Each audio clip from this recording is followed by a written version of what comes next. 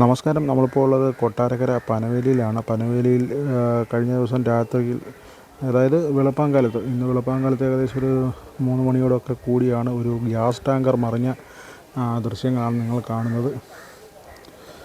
ദൃശ്യങ്ങളിൽ കാണാം, ഈ ഒരു ക്രെയിൻ വെച്ച് പൊക്കി വെച്ചിരിക്കുന്ന ഒരു വാഹനമാണ് ഗ്യാസ് ടാങ്കർ മറിഞ്ഞിരിക്കുന്നത്. വെൽഡിങ് ഗ്യാസുമായിട്ട് വന്ന തിരുവനന്തപുരം സൈഡിൽ നിന്ന് കൊട്ടാരക്കരയിലേക്ക് പോയ ഒരു വാഹനമാണ് കഴിഞ്ഞ ദിവസം രാത്രിയിൽ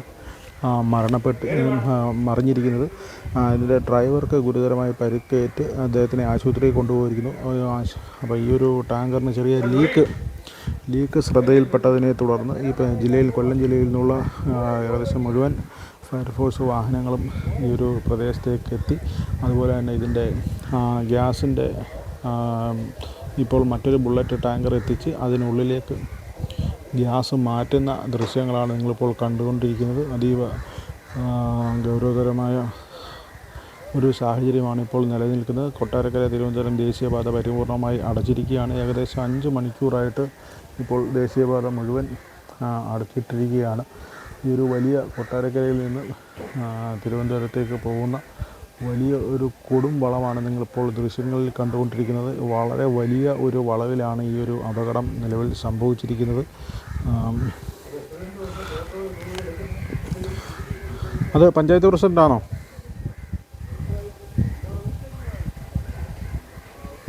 വളരെ ഗൗരവതരമായ പ്രവർത്തനങ്ങളാണ് ഇപ്പോൾ നടന്നുകൊണ്ടിരിക്കുന്നത്. ഈ വാൽവ് ദൃശ്യങ്ങളിൽ കാണാം. ഇപ്പോൾ ഒരു വാൽവ് ഇവിടെ ഈ ഒരു കണക്ട് ചെയ്തിരിക്കുന്നു. ഈ മറിഞ്ഞു കിടക്കുന്ന ഈ ഒരു ടാങ്കർ 10 വീലിൻ്റെ വലിയ ബുള്ളറ്റ് ടാങ്കറാണിപ്പോൾ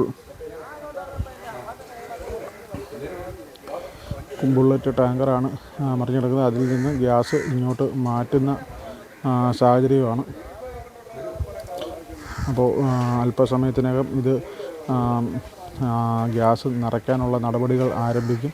ഈ ഒരു ദൃശ്യങ്ങളാണ് ഇപ്പം ഇന്ന് ഉച്ചവരെ ഈ പ്രദേശത്തേക്ക് വരുന്നവർ ആരും തന്നെ ഈ റൂട്ടിലേക്ക് വരേണ്ട ഒരു കാര്യമാണ് നിങ്ങളിലേക്ക് അറിയിക്കാനുള്ളത്. വളരെ ഗൗരവതരമായൊരു സാഹചര്യമാണ് ഇപ്പോൾ കൊട്ടാരക്കര പനവേലിയിൽ നിലനിൽക്കുന്നത്.